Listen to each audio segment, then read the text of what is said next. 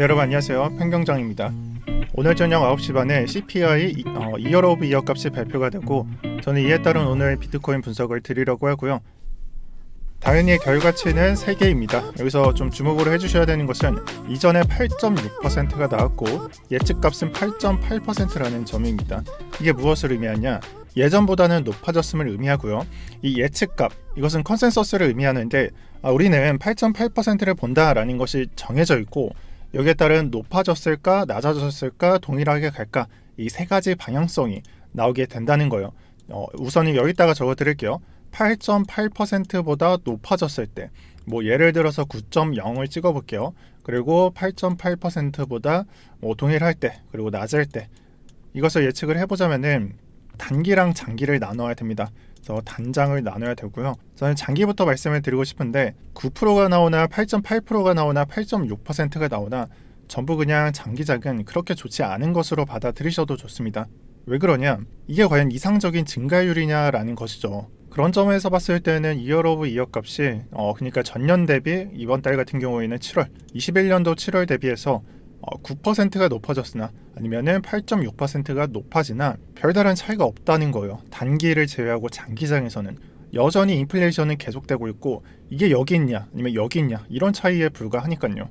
그래서 장기장은 모두 좀 약간 안 좋게 보고 있다라는 점이 저는 여러분들께서 좀 아셔야 되는 부분일 것 같고, 다만 우리는 단기장을 좀 신경 쓰잖아요. 그쵸? 7월달 7월장 단기장이에요. 장기장 3개월 뒤 몇 개월 뒤 이런 장을 말하는데 단기장을 7월장 안에서 당장 내일부터 아니면 이번 주말까지 9점이 나온다.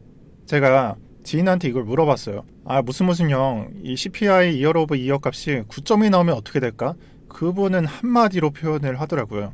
이 단어인데 제가 방송에서 말을 못하는 그런 단어로 표현을 했어요. 모음, 그 다음에 받침, 그 다음에 해서 딱 한마디로 표현을 하더라고요. 그리고 이해를 했습니다.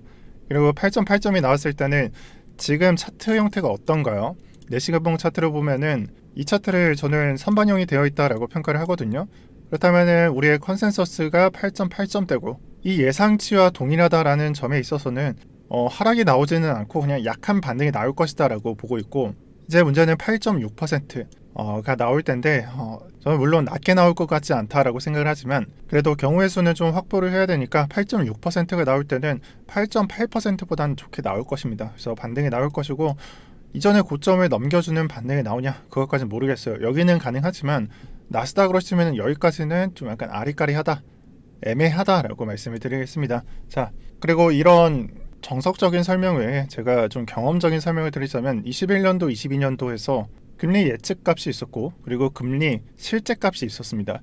인베스팅의 이 캘린더를 보게 되면 예측값이 나오고 실제값이 나오게 되는데요. 제 생각에는 이 예측값보다 조금 상회하거나 아니면 동일하게 가거나 애매한 8.9% 이 정도가 나올 것 같고 최대는 9.1% 정도로 예측이 됩니다. 자, 그럼 여기서 지난 장에서 즉 21년도 22년도 장에서 금리 인상이라는 발표가 있었을 때 실제로 결과값에 따른 예측이 어떻게 갈렸냐, 대부분의 값들이 우리가 예측한 값보다는 좀 더 높은 구역에 있었습니다. 그리고 그 장이 이전에 선반영이 되었던 시장 충격을 흡수했던지 안 했던지 간에 전체적인 차트 흐름은 그렇게 좋지 않았고요. 그 예외적인 게 3월 또는 4월이었는데 그것을 제외하면은 솔직히 말씀드려서는 단기 반등이 나오더라도 이런 장에서 단기 반등이 나오더라도 그 차트 형태가 주식이나 비트코인이나 그렇게 좋지 않았음을 말씀드리겠습니다. 제가 아까 뭐라고 말씀드렸죠? 저는 예상치와 같거나 아니면 조금 더 높을 수 있다라고 보고 있는데 그렇게 나오면은 우선 장기장은 또 안 좋아지고 단기장도 약간 반등이 나오더라도 전체적인 이번 주 흐름은 그렇게 좋지 않을 것이다 라고 보고 있어요. 그래서 이 부분에서 좀 조심하셔야 되는 거는 비트코인 차트를 봤을 때 이게 선반영이 되었나, 즉 시장 충격 흡수를 했냐 이런 것을 가늠해야 되는데 물론 시장 충격을 흡수한 상태에 있습니다. 그런 면에 있어서는 이렇게 내려갈 게 이전에 내려갔으므로 이 시점을 예를 들면은 이렇게 내려갈 때 우리는 이미 내려갔어. 조금만 내려가고 그 다음에 올라갈 것이야. 이런 형태로 나올 수가 있는데 저는 이 비트코인의 차트 형태가 사실 말도 안 되고 그냥 나스닥만 봤을 때 정말 굳건하게 지켜주는 11K 있죠. 지금 약간 지지선을 만들면서 반등을 만들어주고 있는 나스닥 차트에서 무적의 11K라고 하는 부분을 터치하는 순간이 오게 된다면은 저는 비트코인 저가 뚫린다라고 가정하고 있습니다. 그래서 실제로 나스닥 차트에서 11K를 터치를 하는지 안 하는지는 저는 잘 모르겠어요. 하지만 이 가격을 터치하게 된다면은 여러분들께서 비트코인 매수 들어가시는 분들, 특히나 저처럼 20K 아래에서 현재 줍고 계신 분들, 저 아직 매수가 채워지지 않았고 20K 아래로 좀만 내려가면 다 채워집니다. 이런 분들은 나스닥 차트 보면서 이게 뚫리는지 안 뚫리는지 가늠하시고요. 비트코인 차트 형태 보면은 방금도 그랬는데 1시간 봉으로 봤을 때 진짜 굉장히 올라갔죠. 그래서 단기간에 한 2% 정도 올려줬는데 이런 장에 반응하지 마시고요. 아, 지지가 됐다, 이제 하락 끝났다, 이런 생각하지 마시고 그냥 나스닥으로 여러분들께서 차트를 보시길 바랍니다. 그리고 제 얘기를 잠깐 하자면은 저는 1차 매수는 20K 아래에 전부 걸어놨고요. 제가 지금 현금 100%를 들고 있고 이 중에서 3분의 1을 여기서 소모할 예정입니다. 그리고 어제 가격을 여러 개 말씀드렸지만 제 기준에서는 14K 부근에서 2차 매수로서 이 현금 비중을 거의 다 소모할 예정입니다. 오늘 방송을 보면서 특히나 100% 들어갔다 뺐다 하시는 분들, 오늘 내용으로는 좀 매매하기는 어려울 것 같다라고 말씀드리고 싶고, 제 기준에서 매매에 따르고 계신 분들은 우리는 어떻게 차트가 되더라도 이게 다 대응이 된다라고 말씀을 드릴게요. 그리고 좀 약간 어려운 얘기를 좀 드리고 싶어요. 이게 미국 금리 차트고요. 10년치 데이터에 해당합니다. 이제 앞으로 금리 인상이 7월 말에 예정이 되어 있고 0.75%가 인상이 된다면은 2.5%가 되겠죠. 지금 1.75%니까요. 근데 이 그림이 정확히 말하자면은 이 기간부터 미국의 기준금리는 내려가기만 했었습니다. 이걸 따지고 본다면은 이제 앞으로는 고점이 높아지는 형태로 된다는 거예요. 지금 차트에는 안 나와있지만 1980년도 이전에는 높아지는 형태로 차트가 진행됐었습니다. 이 장을 가져와서 여기에 설명을 하기에는 너무나 기간이 좀 길고, 일단 그래서 지금 시점에서 좀 정리를 드리고 싶은 거는 이전과 같은 차트 형태로 투자 상품은 어떻고 무조건 우상향하고 그런 식이 진행되지는 않을 거예요. 제가 22년도 상반기, 21년도에서 22년도로 가면서 우리가 반드시 알아야 하는 것은 두 가지라고 말씀을 드렸어요. 첫 번째는 금리라는 것이고 두 번째는 양적 긴축이라는 것이에요. 양적 긴축은 간단히 말해서 그냥 연준이 들고 있는 채권, 그런 것들을 판매한다, 간단하게 이해하시면 되는데, 금리를 양적 긴축하고 달리 보시는 분들이 많아요. 금리 인상을. 근데 금리 인상은 대표적인 긴축 도구입니다. 자, 근데 이게 지금 40년 동안 유지가 되던 게 사이클이 좀 깨지게 만들어졌습니다. 이에 따라서 비트코인도 그냥 멸망을 한다라고 보고 계신 분들도 있죠. 예를 들어서 3,000달러 또는 6,000달러, 7,000, 8,000달러. 저는 그에 대한 답은 한마디만 드리고 싶어요. 무조건 그냥 상승하는 차트도 없고요. 무조건 하락하는 차트도 없습니다. 실제로 17년도 12월부터 19년도 4월까지 야, 이거 비트코인 차트 망했다, 여기가 없었으니까요.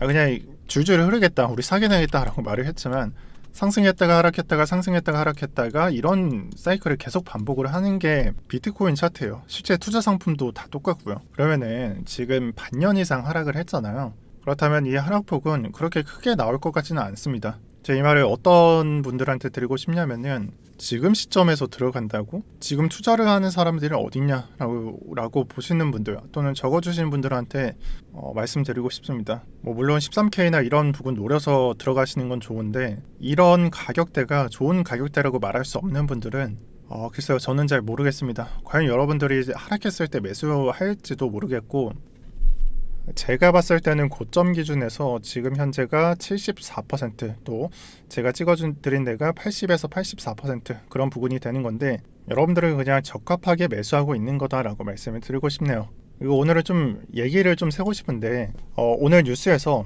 한국은행, 우리나라의 중앙은행이죠. 이 한은에서 첫 빅스텝을 밟았다. 기준금리 8년 만에 이제 2.25%가 된다라고 말을 하고 있어요.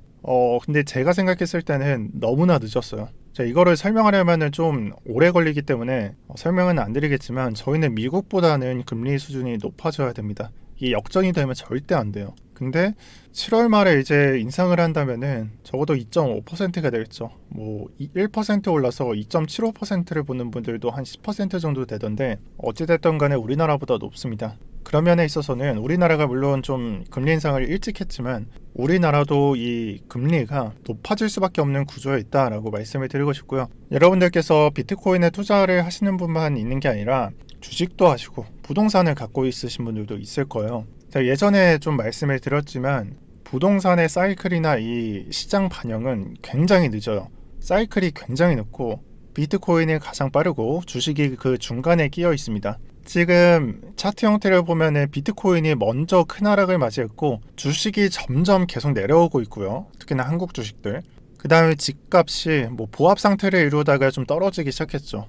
제가 이전에 방송에서 말씀드릴 때는 상급지에 해당하는 이 잠실이 아직까지는 좀 버티고 있다라고 말씀을 드렸고, 이게 떨어지는 신호가 된다면은 좀 시장에, 그리고 집을 가진 사람들한테 매도 심리가 작용할 것이다 라고 말씀을 드렸는데 7월 중순이 되니까 잠실도 천천히 떨어지기 시작했습니다. 최상급지에 해당하는 강남구 또 서초구는 큰 하락은 아니지만 그냥 정체되어 있는 모습을 보여주고 있고, 상급지도 이제 영향을 받고 있고, 물론 제가 부동산 유튜버가 아니지만 정말 영끌에서 부동산 구매하신 분들, 아파트 같은 것들, 이런 분들은 좀 생각을 다시 정리해 볼 필요가 있다라고 생각을 합니다. 제가 알기로는 이 부동산의 방향성이 비트코인으로 보면은 이 4년이라는 주기 안에 하락했다 상승했다 하락했다 상승했다 하락까지 나와요. 다시 상승까지 나와요. 근데 부동산은 한 번 하락하면 그냥 쭉 내려가고요. 이렇게 횡보하는 구간도 길고 내려가는 구간도 길고요. 한 번 상승하면은 굉장히 깁니다. 이번 상승도 제가 봤을 때는 비트코인의 2배가량 나왔고요. 이런 차트를 8, 9년 동안 밟았다라고 생각을 해주시는 게 좋고, 그 다음에 스텝은 하락장이니까 좀 더 길게 나오겠죠. 아직 명확하게 크게 폭락하거나 그러진 않았거든요. 하지만 좀 주의를 요한다라고 전해드리겠습니다. 이거는 길게 말씀 안 드릴게요. 네, 그래서 어느새 좀 우리나라 얘기랑 부동산 얘기도 좀 끼었는데, 제가 오늘 영상을 좀 정리하면서 마지막 내용을 말씀드리자면, 제가 1차 매수랑 2차 매수를 말씀드렸잖아요. 네, 지금 가격 기준에서는 MVIV Z값, 시총 중에 실현화된 시총, 그리고 표준 편차를 나눴을 때 지금 수치가 어떻냐, 마이너스 한 0.2%가 됩니다. 제가 노리고 있는 구간 마이너스 0.4에서 0.5% 사이, 대략적으로 0.45, 마이너스 0.45를 노리고 있고요. 이 예전 값들하고 비교를 해보면은 이 수치에서 여기를 내려갈 때 대략적으로 30% 정도의 조정을 보여준 적이 있습니다. 그런 면에 있어서 제가 말씀드리고 싶은 거는 여기서 3분의 1을 들어가고 저는 여기서 3분의 1을 들어갈 것이다 라고 말씀을 드리고 싶고, 이건 제가 틀릴 수도 있으니까 여기서 100%를 안 들어가는 거고요. 이 차트가 나오는 방향성에 따라서 반등이 나올 때 매수를 할 수도 있는 거고, 조금 이르게 매수할 수도 있습니다. 이 미래의 가치는 제가 정하는 게 아니기 때문에 일단 시나리오를 이렇게 정해놓고 접근해 보도록 하겠습니다.